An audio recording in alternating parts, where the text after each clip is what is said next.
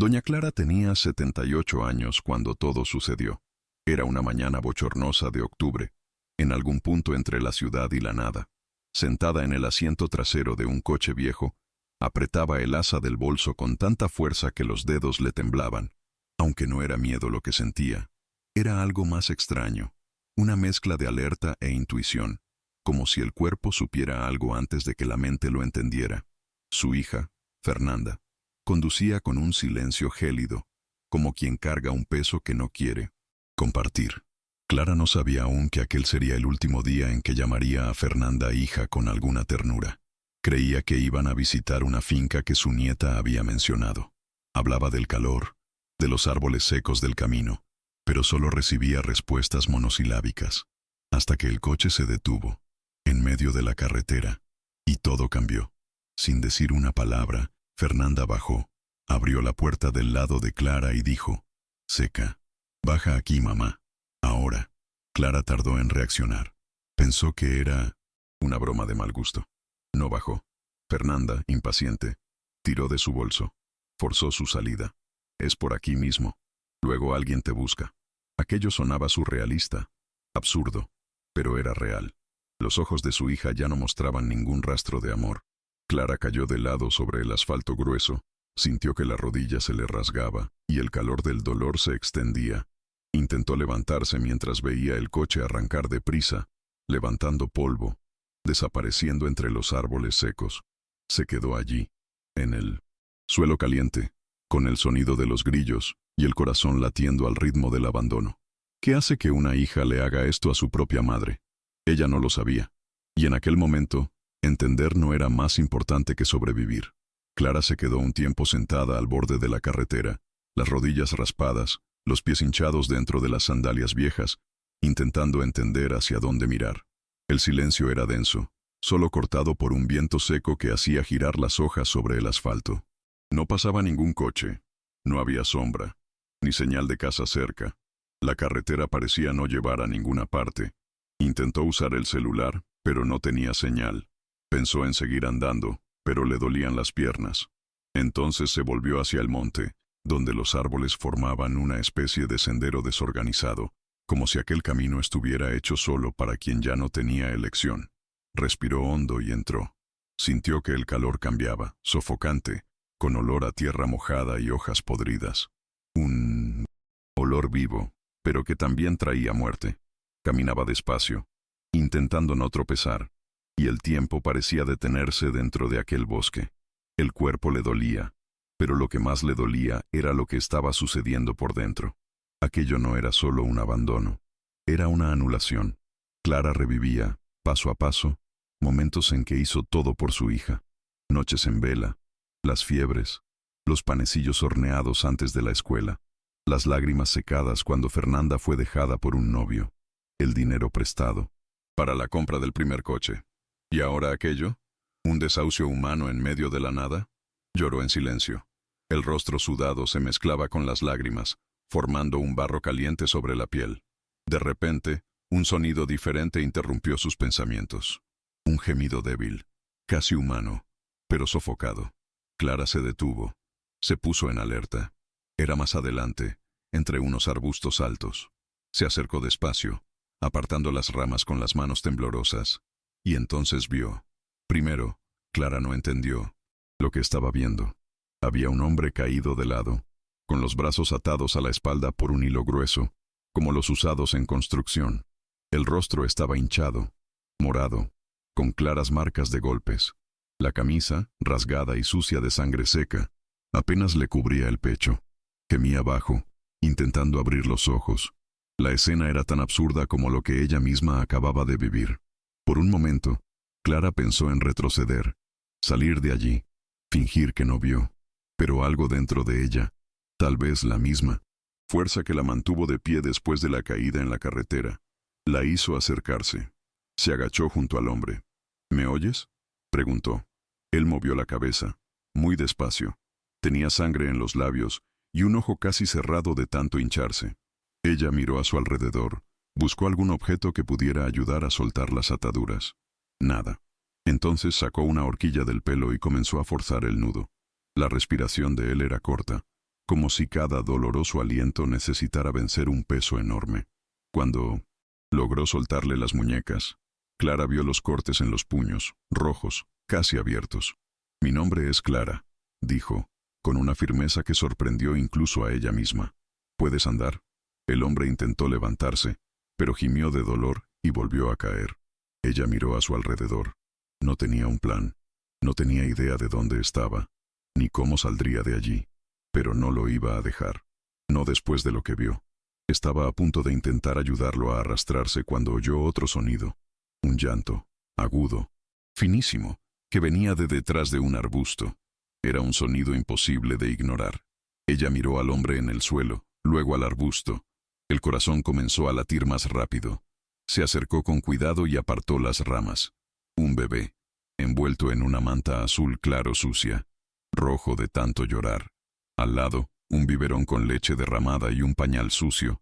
Aquello no podía ser verdad, pero lo era. Clara se quedó paralizada por unos segundos, mirando aquel cuerpecito frágil que lloraba como si el mundo entero se estuviera desmoronando sobre él. Era demasiado pequeño para estar allí solo. La piel estaba caliente, los ojos irritados, y las manos agitadas por la desesperación golpeaban la manta sucia. Volvió a mirar al hombre caído. 2 seres humanos abandonados para morir en un bosque. Aquello no era coincidencia. Era algún tipo de castigo colectivo, pensó. Clara se agachó. Tomó al bebé con delicadeza, sintiendo el temblor en su propio cuerpo. Tenía miedo de lastimarlo. El bebé dejó de llorar por un segundo, como si sintiera que algo había cambiado. Entonces envolvió al niño en su propio chal, aquel que usaba desde el otoño pasado, oliendo a lavanda vieja, y volvió junto al hombre. «Vamos a salir de aquí, juntos». Con el bebé en brazos y la mano libre tirando del brazo del hombre, Clara arrastró a los dos por un sendero que ni siquiera sabía si llevaba a algún lugar. El suelo era irregular, lleno de raíces y piedras, y a cada paso sentía la espalda arder. El hombre gemía bajito, sin fuerzas, para hablar, y el bebé volvía a llorar de vez en cuando, con un sonido que partía el alma. Clara les hablaba a los dos todo el tiempo, casi como si quisiera convencerlos, o a sí misma, de que todo iba a estar bien. «Vamos a salir de aquí. Confíen en mí». En el fondo, ella misma no sabía si lo creía, pero era eso, o rendirse. Y ya la habían abandonado una vez ese día. No haría lo mismo con ellos. Después de casi 1 hora caminando al ritmo posible, Clara comenzó a sentir que el cuerpo le fallaba. La pierna izquierda le temblaba sin control, y la garganta ya le ardía de tanta sed. El bebé estaba más tranquilo ahora, quizás demasiado cansado incluso para llorar. El hombre, por otro lado, comenzaba a recuperar algo de conciencia. Murmuraba palabras sueltas, confusas como traición, Marcos, mentira. Ella no entendió mucho, pero aquello le puso una pulga detrás de la oreja. Finalmente, después de otra curva, Clara vio una vieja cerca de madera. No era exactamente una casa, pero parecía una propiedad rural, con un galpón al fondo y una chimenea improvisada soltando humo fino. El corazón se le disparó. Corrió como pudo, gritando por ayuda, con el bebé aún en brazos. Cuando la puerta se abrió, una mujer de rostro ancho, con arrugas marcadas y delantal floreado, apareció con los ojos muy abiertos. La mujer se llamaba Yolanda y era parte de una de esas familias que viven apartadas por elección. No preguntó nada, solo le dijo a Clara que entrara.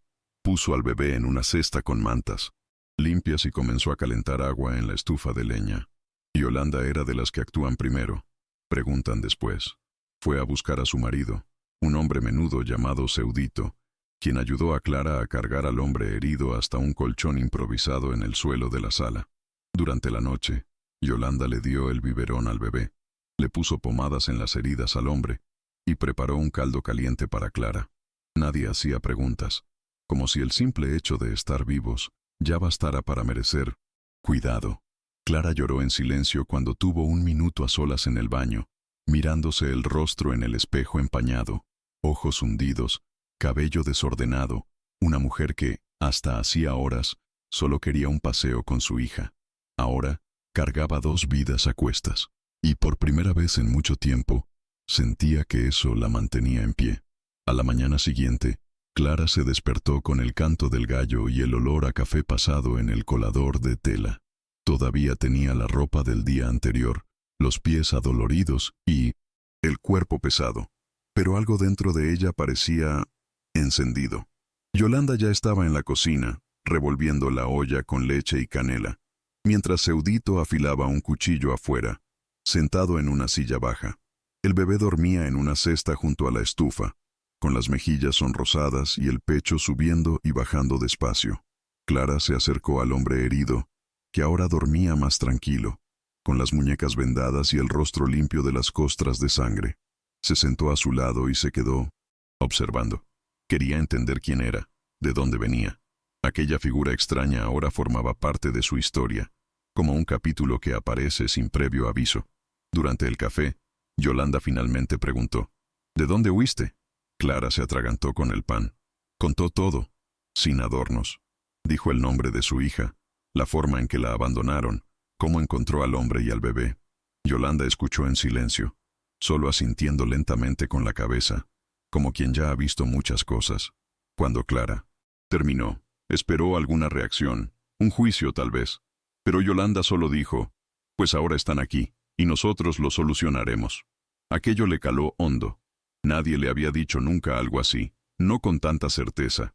Era como si por primera vez en muchos años, Clara no necesitara justificar su existencia. No sabía qué haría al día siguiente, ni al siguiente, pero sabía que ya no estaba sola. Al final de la tarde, el hombre despertó de verdad. Sus ojos estaban hundidos, pero ahora había concentración.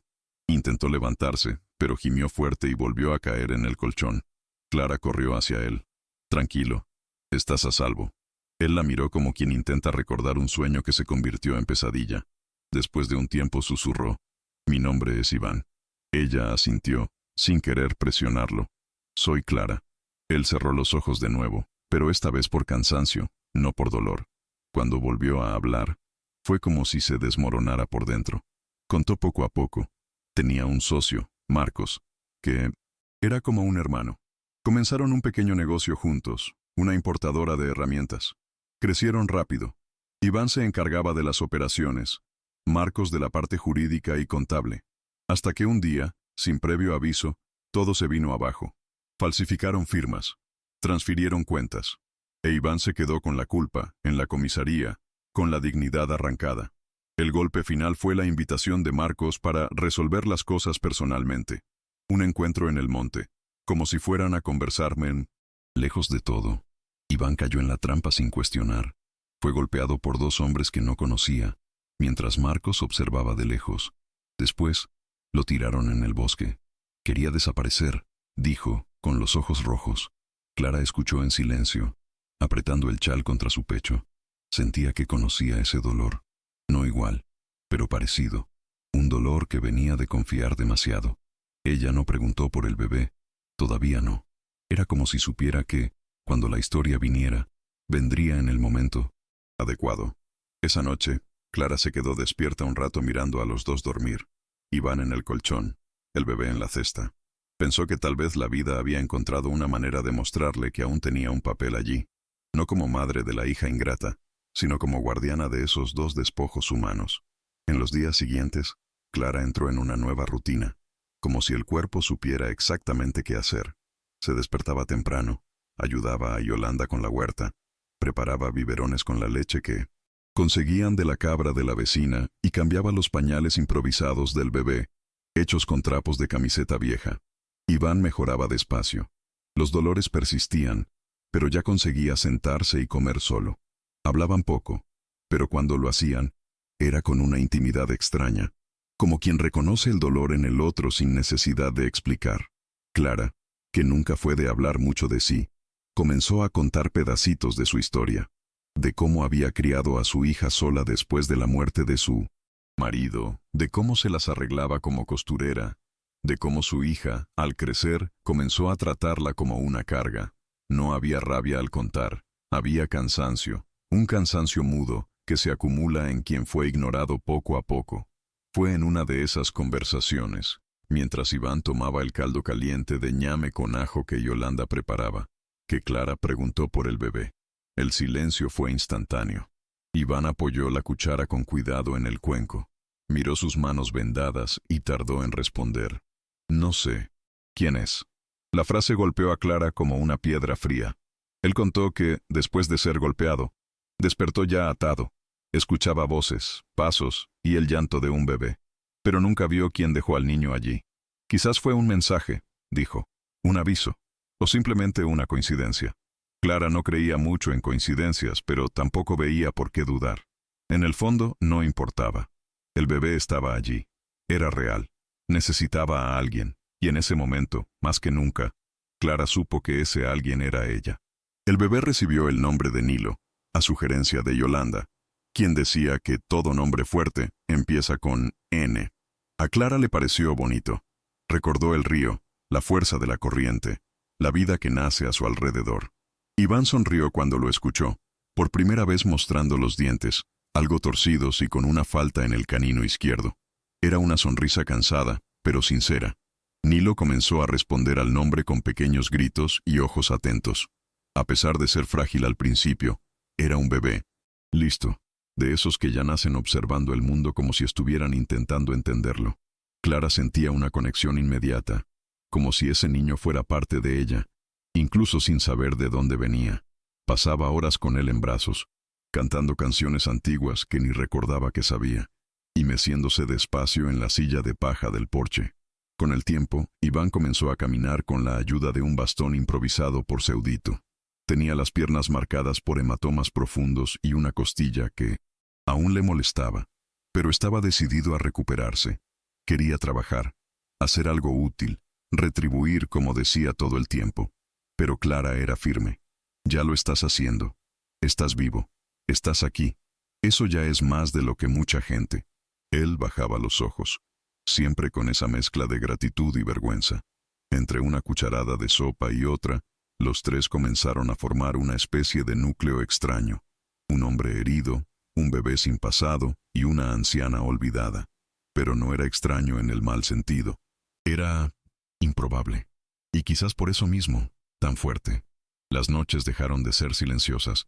Ahora tenían llantos, risas bajas, historias contadas en susurros. La casa de Yolanda, que antes era solo refugio, comenzaba a convertirse en hogar. Fue Yolanda quien sugirió el pueblo. Dijo que cerca de allí, a unos 6 o 7 kilómetros cuesta abajo, había un lugar pequeño, pero acogedor. Gente sencilla, acostumbrada a historias torcidas. Podrían intentar allí. No pueden quedarse aquí para siempre. ¿Verdad? Y Clara sabía que era verdad. Seudito ya empezaba a mostrar signos de cansancio, incluso sin quejarse. Y aunque eran recibidos con cariño, no era justo quedarse demasiado tiempo. Iván estuvo de acuerdo en el momento. Vamos andando. Yo aguanto. Pero Yolanda negó con el dedo. Tengo un compadre que pasa por allí en tractor. Los llevo hasta la carretera y él los acerca. Al día siguiente, todavía con el corazón apretado, Clara envolvió a Nilo en una manta azul claro, con olor a jabón, de coco, y puso todo lo que tenían en una mochila remendada. 2 biberones, 3 pañales de tela, unas galletas y una muda de ropa. Era poco, pero era lo que tenían. El viaje al pueblo fue silencioso, con el ruido del motor del tractor mezclado con el viento que soplaba olor a monte y tierra mojada. El cielo estaba cerrado, como si supiera que era un día de cambio. Clara sostenía a Nilo firmemente contra su pecho, e Iván iba a su lado, con la cabeza baja y las manos cruzadas en el regazo. Cuando llegaron, los dejaron cerca de un pequeño mercadito, con un letrero descolorido que decía «Mercadito Esperanza». Un señor con boina y ojos claros observaba desde la puerta. «¿Están perdidos?», preguntó, sin malicia. Clara respiró hondo. «No, solo estamos buscando un nuevo comienzo». El hombre se rascó la barbilla, pensativo. Entonces vinieron al lugar correcto. Y así, sin anuncio, sin alarde, sin promesas, comenzó la nueva fase de aquella historia. Un pueblo olvidado en el mapa, pero lleno de gente que sabía muy bien lo que era caer, y más aún, lo que era levantarse.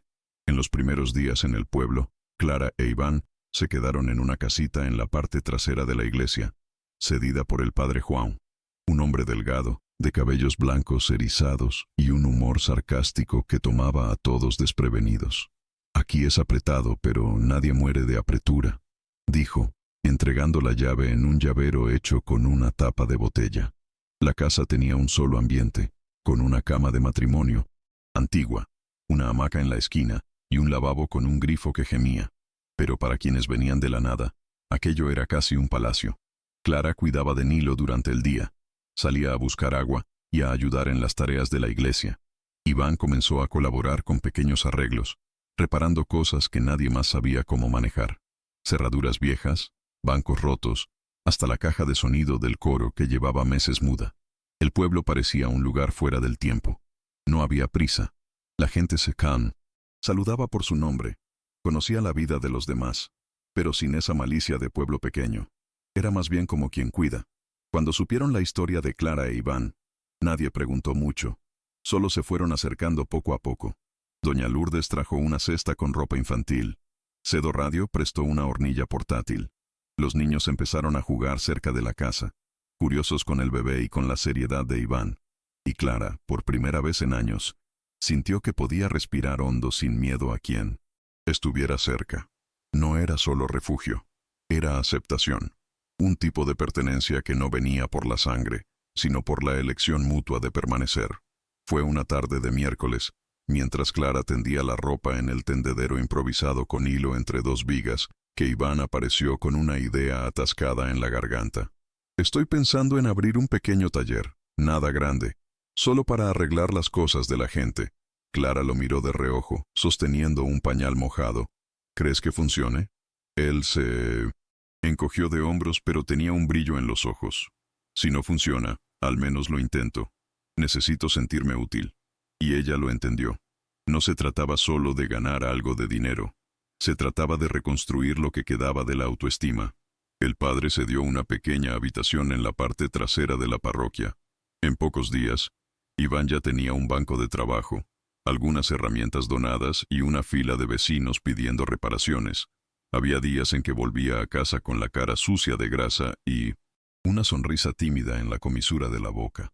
Era como si el cuerpo aún le doliera, pero el alma hubiera empezado a sanar. Mientras tanto, Clara se convirtió en una especie de referente en el cuidado de niños. Las madres acudían a ella para preguntar sobre fiebre, cólicos, dientes que nacían. Comenzaron a llamarla Abuela Clara, incluso aquellas que tenían a sus madres vivas. Ella reía, negaba con la cabeza, pero en el fondo sentía un calor agradable en el pecho. Cuidaba a Nilo con un amor tan presente que, poco a poco, él comenzó a llamarla Naná, antes de cualquier otra palabra. Y cuando eso sucedió, Clara lloró escondida en el baño. No era la palabra en sí, sino lo que significaba. Después de todo, después de ser descartada como vieja e incómoda, se había convertido en alguien esencial.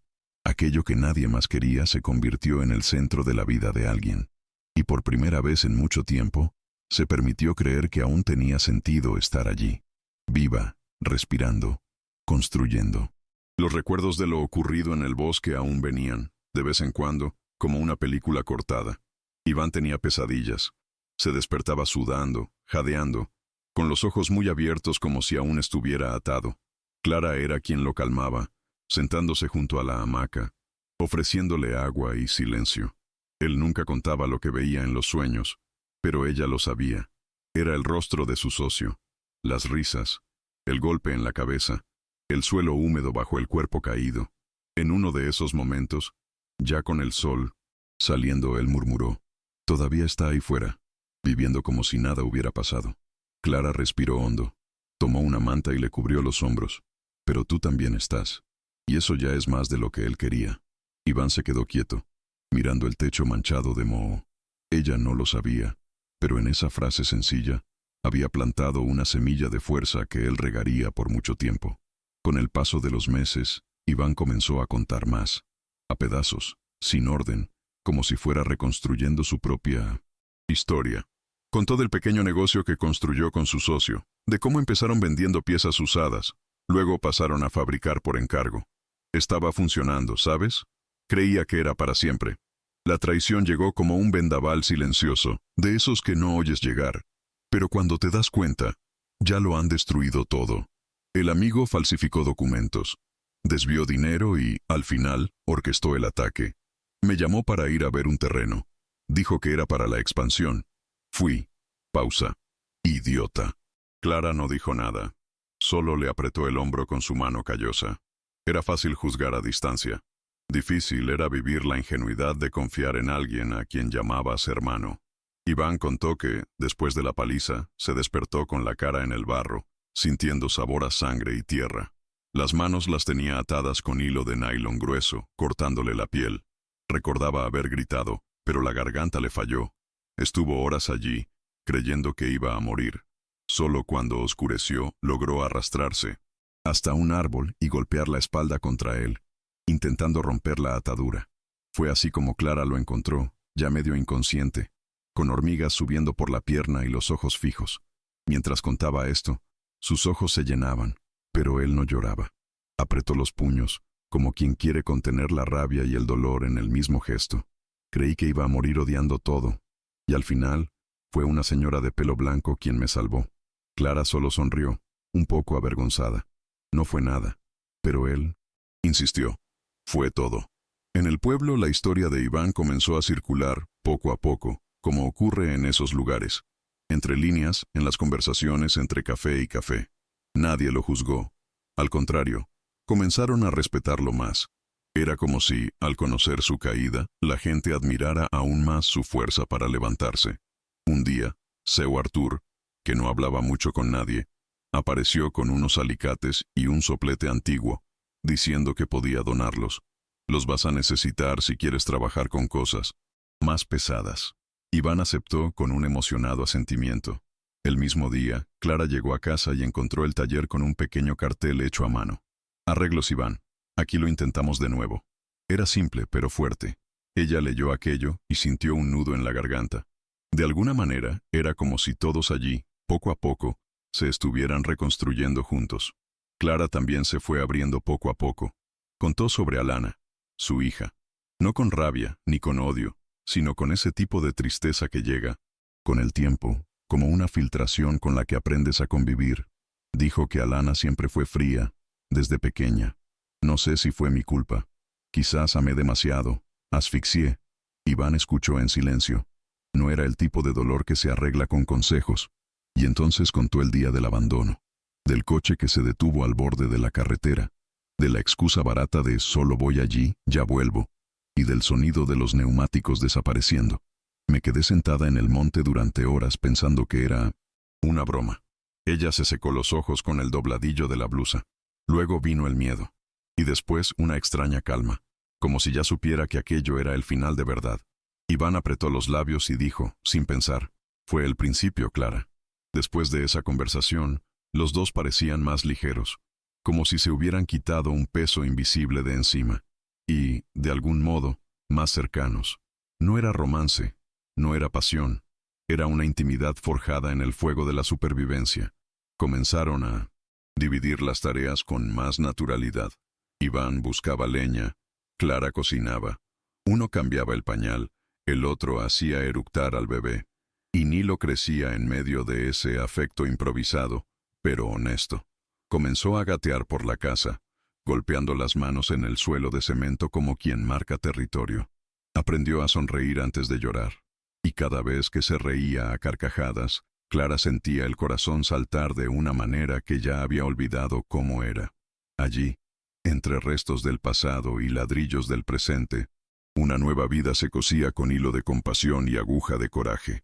Fue una mañana bochornosa de diciembre, cuando todo cambió una vez más. Clara se despertó con una sensación desagradable en el pecho, como si algo estuviera a punto de ocurrir.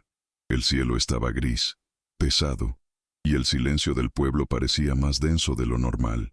Iván ya se había ido temprano para resolver un encargo grande. Alguien del pueblo vecino había dejado una bicicleta infantil para arreglar a tiempo para Navidad. Clara se quedó con Nilo, que estaba algo quejumbroso desde la noche anterior. Al cambiarle el pañal, notó que el bebé estaba demasiado caliente. Acercó los labios a su frente y sintió el cuerpo arder. Fiebre, de esas que asustan. Intentó bañarlo con agua tibia, ponerle compresas, cantarle, mecerlo, pero nada parecía surtir efecto. Y cuanto más pasaba el tiempo, más sentía el miedo apretando en el estómago. No era solo fiebre, era un presentimiento, uno de esos que ella aprendió a respetar con los años. Corrió a casa de doña Lourdes, que conocía todas las hierbas del mundo y algunas más. La señora le dio un té, le recomendó un baño con hojas de guayaba, pero también sugirió llevar a Nilo a la clínica del pueblo. Está a unos 20 kilómetros. Es lejos, pero si es grave, es mejor no arriesgarse. Clara agradeció, pero por dentro entró en pánico. No tenía transporte, no tenía dinero para el autobús, e Iván aún no había regresado. Salió andando por el pueblo con el bebé en brazos, pidiendo ayuda. Nadie tenía coche en ese momento. Era como si todo hubiera conspirado para dejarla de nuevo sola en el mundo. Solo que ahora, ella no era solo una señora abandonada, era la única responsable de una vida pequeña, caliente e indefensa. Y esa responsabilidad la desgarraba por dentro. «No voy a dejarlo morir», repetía como un mantra, mientras corría, descalza, por el camino de tierra. Fue en medio de esa desesperación que un viejo y oxidado Volkswagen escarabajo azul se detuvo a su lado con un chirrido de frenos. Érase un Norberto, el marido de doña Lourdes, que regresaba de la finca donde criaba gallinas. «¡Sube, mujer! ¡Vamos!». Clara ni lo pensó.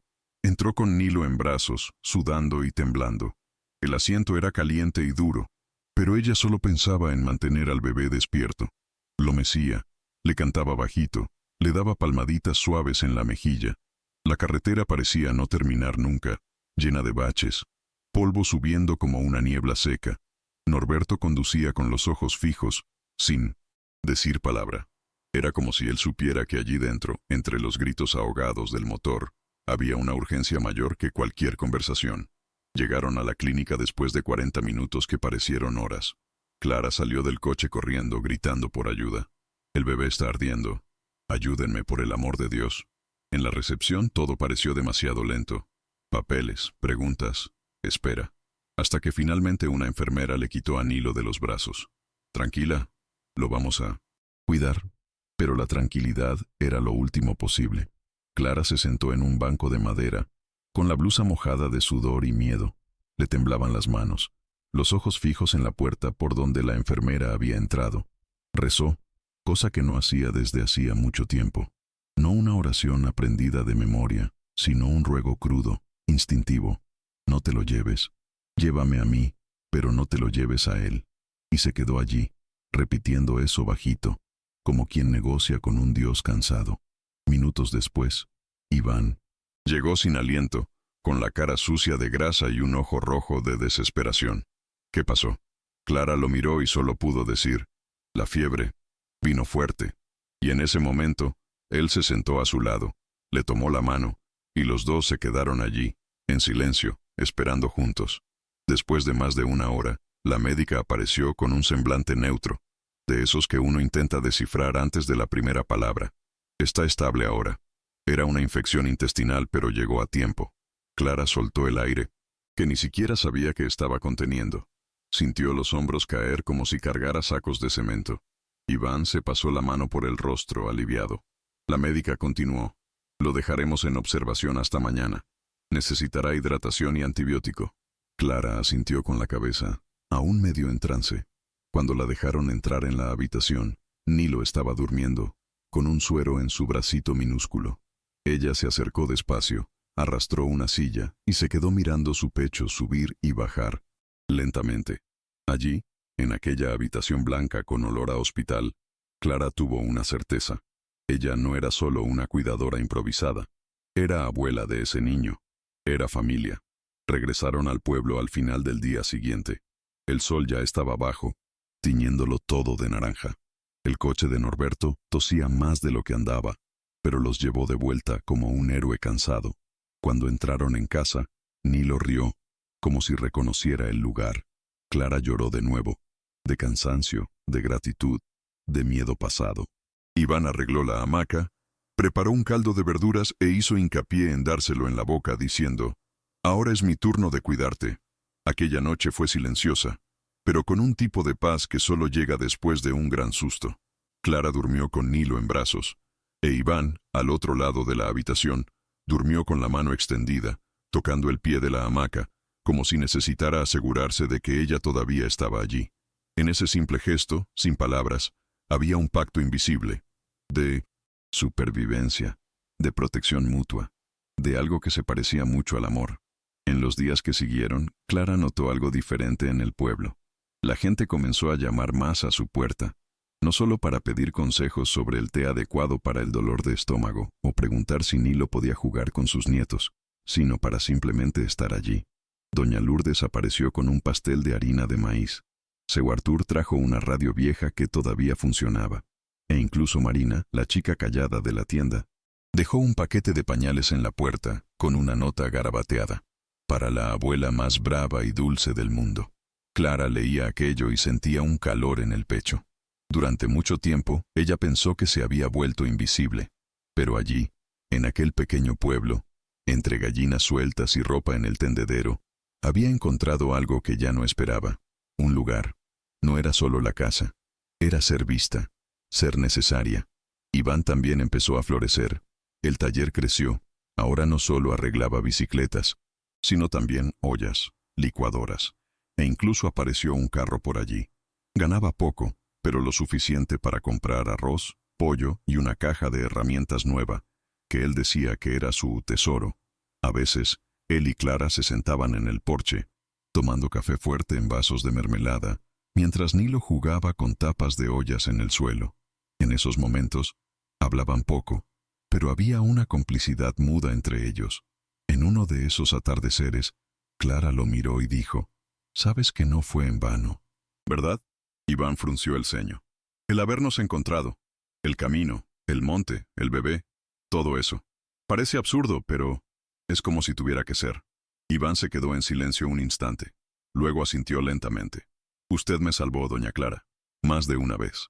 Algunas semanas después, Iván llegó a casa con un papel arrugado en las manos y los ojos brillantes. Era una propuesta. Un terreno abandonado en la parte trasera del pueblo, que el ayuntamiento estaba donando para proyectos comunitarios. «Clara, escucha, ¿y si creamos un lugar para gente como nosotros? Gente abandonada, olvidada, gente que todavía tiene vida, pero que el mundo cree que ya no sirve». Clara frunció el ceño desconfiada. «¿De qué estás hablando exactamente?» Él sonrió. «Un centro de acogida, para los viejitos, para las Claras de esta vida, para los Ivanes también». Ella se quedó en silencio un tiempo. La idea parecía bonita, pero demasiado grande. Pero, en el fondo, una chispa se encendió. «¿Y quién va a llevar esto?» Iván respiró hondo. «Nosotros, con la ayuda de quienes hemos ayudado. No tienes idea de cuántas vidas ya has cambiado aquí». Fue el comienzo de un nuevo capítulo. Empezaron con reuniones en la plaza, carteles escritos a mano y una colecta con donaciones del propio pueblo. Gente sencilla, con poco, pero dispuesta a mucho. Doña Lourdes ofreció sus hierbas y su conocimiento. Marina se comprometió con los víveres de la tienda. Hasta Norberto apareció con herramientas y promesas de darle un arreglo a la estructura. Clara no sabía si reír o llorar. Ver aquello tomando forma era como presenciar un milagro hecho de barro, sudor y terquedad. Se involucró en todo: limpieza del terreno, compra de colchones usados, organización de las tareas. Nilo ya andaba, tropezando entre cubos y escombros, siempre vigilado por ojos amorosos. Y entre tropiezos y sacudidas, aquel lugar fue naciendo. No un edificio frío, sino una casa cálida, con olor a comida sencilla y voces que sabían escuchar. El centro fue inaugurado una mañana de cielo limpio, con una pancarta improvisada, hecha con una sábana vieja y témpera. Había pastel de maíz, jugo de caju y sillas para quien quisiera sentarse. Gente de todo el pueblo apareció, algunos por curiosidad, otros por gratitud. Clara, a quien nunca le gustaron los discursos, fue empujada al frente por Iván, tomó el micrófono prestado de la escuela y se quedó muda por unos segundos. Después, solo dijo: «Si un día alguien les dice que ya no sirven, recuerden que aún tienen un corazón latiendo aquí dentro. Y donde hay corazón, hay espacio para volver a empezar». Fue aplaudida de pie. Ella bajó la cabeza, emocionada, y vio a Nilo en el regazo de Marina, riendo con las manitas en alto, como si celebrara con ella. Esa escena quedó grabada en ella como un sello en el pecho. Era aquello en lo que se había convertido. Una raíz que sostenía a la gente, Con el tiempo, el centro se convirtió en un referente. Empezaron a llegar personas de fuera. Una señora de 87 años traída por su nieto, un exalbañil con Alzheimer leve, una mujer que vivía en una parada de autobús desde hacía meses. Clara los recibía a todos con la misma firmeza. Baño, comida, cama y escucha. Aquí no hay prisa ni exigencias. Aquí hay tiempo para sanar. Y no era un discurso bonito, era práctica. Las paredes se fueron llenando de cuadros con fotos y frases de los residentes. La de Clara decía, descartada por una hija, reencontrada por un pueblo. Y nadie leía aquello sin tragar saliva. Iván también ganó espacio. Se convirtió en una especie de coordinador general, pero seguía limpiando el suelo y arreglando cerraduras como si todo fuera parte de la misma misión. Nilo crecía corriendo entre las piernas de todos, repartiendo apodos y sonrisas. Era la mascota, el símbolo vivo de un nuevo comienzo. Un día, mientras Clara organizaba sábanas en una de las habitaciones, Iván apareció con una carta en la mano. Era de su madre, a quien no veía desde hacía más de 15 años. La mujer se había enterado, por un conocido, de que él estaba vivo y ayudando en un centro de acogida. La carta era corta, con una caligrafía temblorosa. Decía que lo sentía mucho, que el tiempo le había enseñado cosas que la juventud y el orgullo le habían ocultado. Iván la leyó en voz alta. Luego se quedó quieto, mirando al vacío. Clara no dijo nada. Solo se acercó y apoyó su frente en la de él. Tú decides si quieres responder, pero saber que alguien aún piensa en uno a veces ya basta. Él respiró hondo y los ojos se le llenaron de lágrimas. No sé si quiero reabrir esto, pero saber que ella supo que sobreviví, ya lo cambia todo. Era otro pedazo de él que se cosía despacio. A la semana siguiente, Clara recibió una visita que le hizo temblar las piernas. Era Camila, su hija. Se detuvo en la entrada del centro, con los brazos cruzados y la misma expresión fría que Clara recordaba. Me enteré del lugar. Vine a verlo con mis propios ojos. Clara no supo qué decir. El silencio entre las dos era una pared alta. Camila caminó por los pasillos, vio a los ancianos jugando al dominó, la huerta comunitaria, la sala de costura. Está bonito. Nunca pensé que fueras capaz de esto. Clara solo asintió. ¿Por qué viniste? Camila dudó. No sé, quizás curiosidad, quizás culpa, quizás solo para entender. Se sentaron en el porche, como dos extrañas con una historia en común. Nadie pidió disculpas. Nadie lloró. Pero en ese silencio espeso, había un reconocimiento, un comienzo de puente. Y para Clara, en ese momento, eso ya era más de lo que esperaba. Camila no se quedó mucho tiempo. Dijo que no sabía si volvería, que su vida era complicada, que aún tenía mucho rencor. Clara no intentó convencerla. ¿Sabes dónde encontrarme?, respondió sin rencor. Cuando su hija se fue, Iván apareció con un café caliente. ¿Estás bien? Clara tardó en responder. Sí, porque por primera vez no estoy esperando nada. Fue extraño darse cuenta de aquello. Ya no había esa hambre de ser aceptada, ni ese nudo en el estómago de esperar algo que nunca llegaba. Ahora había espacio, un espacio nuevo, donde ella era dueña de su propia historia, donde el dolor ya no dominaba sus pasos. Ella no sabía si Camila volvería, pero sabía que, si volvía, encontraría a una mujer entera, y eso lo cambiaba todo. Los meses fueron pasando y el centro se fortaleció. Recibieron una donación grande de una ONG, después de que una periodista escribiera un reportaje sobre Clara y su camino. Vinieron entrevistas, fotografías, hasta una visita de un político local que quería aprovechar la repercusión. Clara ignoró los reflectores. Seguía cuidando la huerta, a la gente, la comida, las noches frías. La fama no le decía nada. Quien hacía ruido era el cariño. Era el señor Agenor, que decía que nunca había dormido tan bien como allí. Era doña Sida, que aprendió a leer a los 76 con clases nocturnas de marina. Era Iván, que ahora sonreía con los ojos, y Nilo, que corría por la casa diciendo que quería ser cuidador de viejitos cuando fuera mayor. Aquella era la revolución de Clara, silenciosa, concreta, llena de vida real. Una tarde de sábado, Iván llamó a Clara para dar un paseo. Caminaron hasta el viejo bosque, aquel mismo donde todo había comenzado. Clara dudó al ver la entrada. ahora con vegetación más baja y el silencio más ligero. ¿Por qué me trajiste aquí?, preguntó. Iván miró a su alrededor y dijo, porque a veces necesitamos volver, a donde casi morimos, solo para darnos cuenta de cuánto estamos vivos. Siguieron hasta el lugar exacto donde él había sido abandonado. Clara se arrodilló allí, tocó el suelo con los dedos arrugados. Fue aquí, y allí en la curva, fue donde vi al bebé. Los dos se quedaron en silencio. El viento soplaba en las hojas, como si también quisiera recordar. Es curioso cómo de la tierra más oscura nace algo, dijo Clara. No elegimos lo que nos hacen, pero elegimos lo que hacemos con lo que queda. Al regresar, se detuvieron en un banco de madera cerca de la carretera. Nilo dormía en el regazo de Clara, agotado después de la carrera matutina. Iván la observó con cuidado. ¿Sabes? Yo creía que mi vida había terminado allí en ese monte, que iba a morir solo, traicionado y con rabia. Pero cuando te vi a ti, tan pequeña, andando con ese bebé en brazos, pensé que quizás el mundo todavía tenía algo bueno. Clara sonrió sin romantizar. Yo también me estaba muriendo por dentro. La diferencia es que yo necesité salvar a alguien para recordar que yo también merecía ser salvada. Iván asintió, con los ojos llorosos. Era verdad. Ninguno de los dos había sido solo salvador o solo víctima. Habían sido ambos, juntos, cosiendo la vida con los hilos que les quedaban. El tiempo siguió su curso silencioso.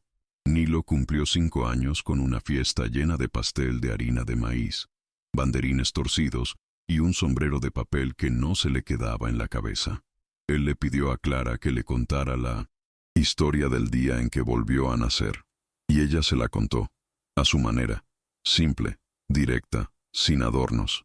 Dijo que nació una vez del vientre de una mujer que no pudo quedarse con él, y nació otra vez en sus brazos, en medio de un monte aterrador. Y ahora, hijo mío, vas a nacer cuantas veces quieras, porque volver a empezar es eso. Es nacer de nuevo cada vez que la vida lo pida. Iván lo filmó todo, con los ojos empañados. En el fondo, él sabía que esa frase también era sobre ellos. Todos habían vuelto a nacer allí. Una noche fría, Clara se sentó sola en el porche del centro, envuelta en una manta vieja. La luna estaba llena, como en aquel primer día. Ella miraba el cielo y pensaba en la cantidad de versiones de sí misma que ya había dejado por el camino. La mujer que lloraba sola en el baño, que aceptaba la humillación en silencio, que mendigaba amor de su hija. Todas esas habían muerto, poco a poco. Y, en su lugar, surgió esta otra, terca, amorosa, con olor a sopa y coraje. No era perfecta, pero estaba entera. Y allí, rodeada de una familia que nunca planeó tener, Clara entendió que lo que había vivido no había sido un milagro. Había sido una elección. Elegir quedarse, elegir cuidar, elegir amar de nuevo, incluso después del abandono. Una mañana común, Clara recibió una carta de la alcaldía. Pensó que sería otro aviso burocrático, pero era una invitación. Querían homenajearla con una medalla de reconocimiento social. Ella rió, casi irritada. Medalla para quien solo hizo lo que debía. Pero Marina insistió en que fuera. Iván estuvo de acuerdo. No es sobre usted, es sobre todo el mundo que usted representa. Ella terminó yendo, con el vestido de algodón azul que usaba en ocasiones especiales. Cuando subió al escenario, le sudaron las manos, miró a la audiencia y vio rostros familiares. Exresidentes del centro, vecinos, voluntarios, incluso la maestra de Nilo. Respiró hondo y dijo, no me dieron esta vida. Yo fui a buscarla. Y todo lo que hice fue porque me negué a dejar que el mundo me olvidara. Aplausos, gritos de «Doña Clara» resonaron en la sala. Por primera vez, se permitió sonreír en público sin prisa. Después de la ceremonia, mientras todos celebraban con coxiñas y refresco caliente, Clara fue a la placita frente al edificio. Se sentó en el banco, se quitó los zapatos y dejó que sus pies respiraran. Iván llegó poco después, con Nilo en brazos y 2 polos de limón. Se sentaron juntos, sin prisa. ¿Sabes lo que más me gusta de este centro?, preguntó él. ¿Qué?, le devolvió ella. Que no nació por caridad, nació por supervivencia. Y eso lo hace más fuerte. Clara asintió. Y más honesto. Se quedaron allí hasta que el sol empezó a bajar. Ninguno de los dos necesitó decir nada más. El silencio ahora era compañero, ya no un peso. Era como si el mundo, por fin, estuviera en el compás correcto, no porque todo hubiera salido bien, sino porque ellos aprendieron a seguir adelante incluso cuando todo parecía mal. Pocos meses después, una nueva señora llegó al centro. Se llamaba Ruth. Tenía ojos de quien ya vio demasiado y hablaba poco. Fue dejada allí por su sobrino, quien alegó no poder cuidarla más. Clara la recibió con té de boldo y silencio respetuoso. Esa noche, Ruth lloró bajito en la habitación y Clara se sentó al lado de la cama, sin preguntar nada. Solo le sostuvo la mano. Se tarda un poco en entender que esto es casa y no castigo, dijo. Ruth la miró con desconfianza, pero no soltó la mano. En los días siguientes, comenzó a caminar por la casa. Ayudaba en la cocina. Incluso se rió una vez con un comentario de seu Agenor. Clara veía en ella la misma mirada perdida que ella misma tenía al principio. Y, una vez más, entendió. Ser familia era acoger al otro en el momento de la caída, sin exigir que se levante a su tiempo. En una de esas conversaciones nocturnas, Ruth preguntó, ¿no tienes miedo de que te abandonen de nuevo? Clara pensó antes de responder. Sí, todos los días, pero ahora sé que puedo reconstruirme, y que, si alguien se va, aún me tendré a mí misma. Fue uno de los momentos más íntimos que vivió allí, no porque hablara de sí misma, sino porque aceptó mostrar su fragilidad. Iván escuchó esa conversación desde la puerta y sintió un nudo en el pecho. No era solo gratitud, era amor. Un amor que creció despacio, como una planta que necesita sombra y sol en su justa medida. Él nunca lo dijo en voz alta, pero, esa noche, dejó una rosa blanca en la habitación de Clara, con una nota simple. Me enseñaste a vivir después del final. Clara encontró la nota a la mañana siguiente, junto a la rosa aún fresca. La leyó, la dobló con cuidado y la guardó en la cajita de madera donde dejaba todo lo que consideraba precioso. Un chupete antiguo de Nilo, un trozo de la cinta del vestido que usaba el día que encontró a Iván, y ahora, ese trozo de papel.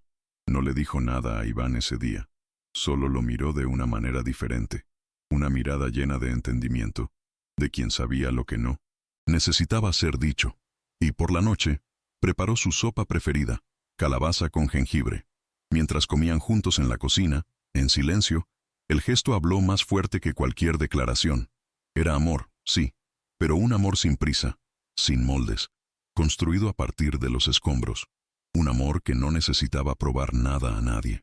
La vida en el centro siguió su propio ritmo. Marina aprobó un concurso público y continuó dando clases por la noche. Por voluntad propia, Nilo empezó a dibujar obsesivamente el bosque mágico donde nació, y decía que un día escribiría un libro sobre todo aquello. Iván retomó su pasión por la carpintería y comenzó a construir muebles con maderas recicladas de la región. Clara cuidaba la huerta, enseñaba recetas, regañaba a quien dejaba la luz encendida sin necesidad. El lugar estaba lleno de rutina, pero nunca era aburrido. Siempre llegaba alguien se iba, alguien se reconstruía, y eso lo mantenía todo vivo. Aquello no era solo un centro, era un organismo, palpitante, que existía porque alguien, un día, decidió no darle la espalda al dolor ajeno. Clara era el corazón, silencioso, pero vital. Un día, Nilo llegó corriendo de la escuela, con un cartel colorido en las manos. «Hice un árbol genealógico», gritó. Clara se heló por dentro. Esperó el momento en que él preguntara de dónde venían sus padres biológicos. Pero, en vez de eso, él abrió el cartel y señaló con orgullo. «Aquí estoy yo, aquí estás tú, aquí está Iván». La profe dijo que la familia es quien nos cuida, ¿verdad? Pues eso. Clara se quedó con la garganta seca. El cartel tenía trazos torcidos, collages mal pegados, pero era lo más bonito que había visto. «Está hermoso, hijo mío», logró decir, tragando el llanto. Esa hoja de papel era la confirmación de todo. No importaba lo que el mundo pensara. Nilo sabía quiénes eran los suyos. Esa noche, Clara se tomó un tiempo para sí misma. Se sentó en la habitación, tomó la cajita de recuerdos y sacó cada objeto con cuidado. Tocó el chupete, la nota, la cinta. Lloró bajito. No de tristeza, sino de un tipo de alegría que duele. Una alegría de quien fue herida, y aún así, floreció. Pensó en su hija, a quien nunca más buscó. Pensó si algún día recibiría una carta, una visita, pero no se detuvo allí. Cerró la caja y la guardó de nuevo. Lo que llegó, llegó. Lo que no llegó, no llegará. Y está bien. Había aprendido a vivir con los agujeros, sin intentar taparlos con ilusiones. A veces, los vacíos también forman parte de la estructura. Lo que importaba era que ya no estaba sola dentro de ellos. En el invierno de aquel año, un periodista de un canal pequeño apareció en el centro. Había oído hablar de la historia de Clara a través de un voluntario y quería grabar un reportaje. Ella se resistió al principio, no le gustaba aparecer, pero Iván la convenció. Hay muchas Claras por ahí que todavía no saben que pueden volver a empezar. Ella aceptó, con la condición de que mostraran a todos, no solo a ella. El reportero pasó 2 días allí, conversó con los residentes, filmó la huerta, la cocina, el rincón de los niños. Cuando el programa salió al aire, algunas personas del pueblo lloraron al verlo.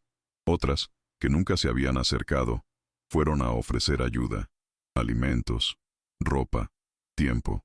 Una señora dejó una nota en la puerta. Gracias por recordar al mundo que los viejos también son personas. Clara guardó ese papel como una reliquia. Días después, recibió una llamada que la hizo estremecer. Era una mujer, voz, vacilante al otro lado de la línea. ¿Mamá? Clara se quedó muda. La reconoció al instante. Era su hija, la misma que la dejó en medio de la nada. La mujer quería verla. Dijo que estaba arrepentida, que venía pasando por un proceso, que quería pedir perdón. Clara no respondió de inmediato. Se sentó en el banco del porche y miró al cielo. Sintió rabia, tristeza, alivio, miedo, todo mezclado.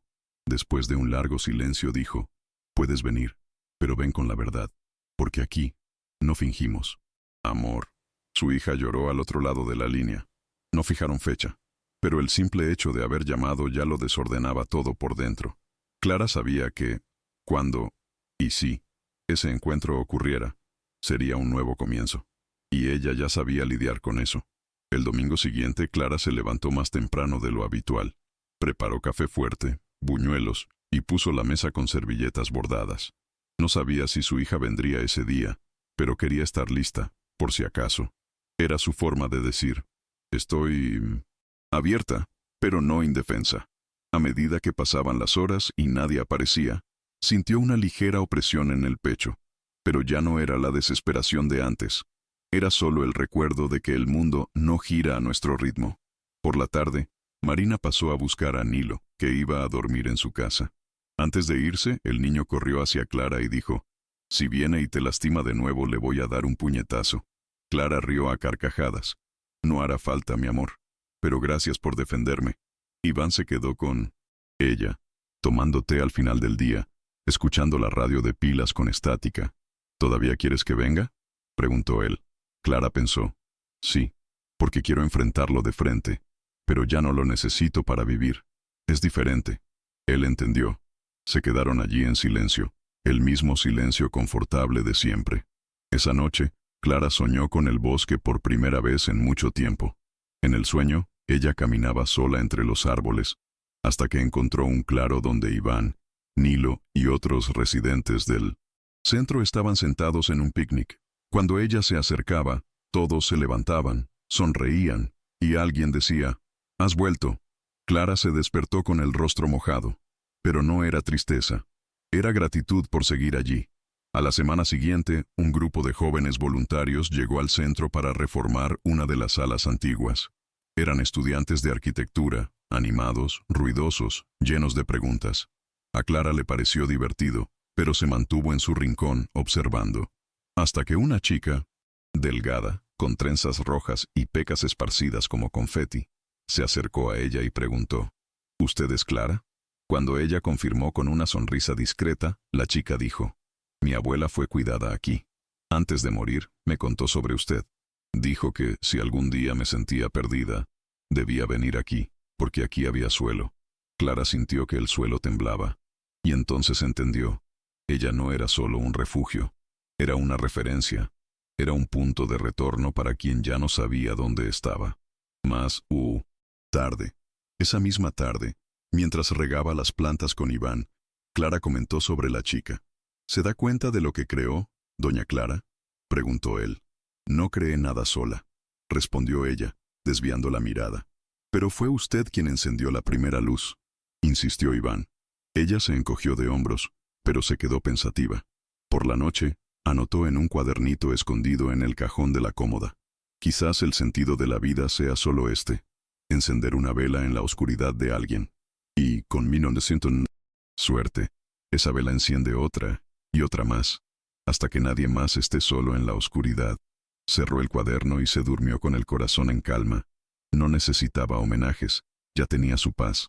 A finales de agosto, el centro organizó una pequeña fiesta, solo para quienes vivían allí.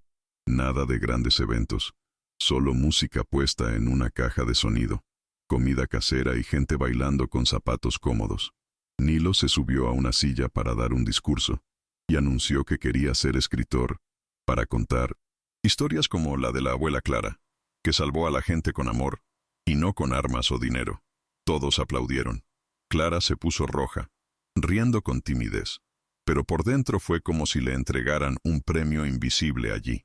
No por vanidad, sino por reconocimiento del camino. Por la noche, sentada con Iván bajo una manta en el porche, comentó: «Nunca imaginé que mi historia terminaría así».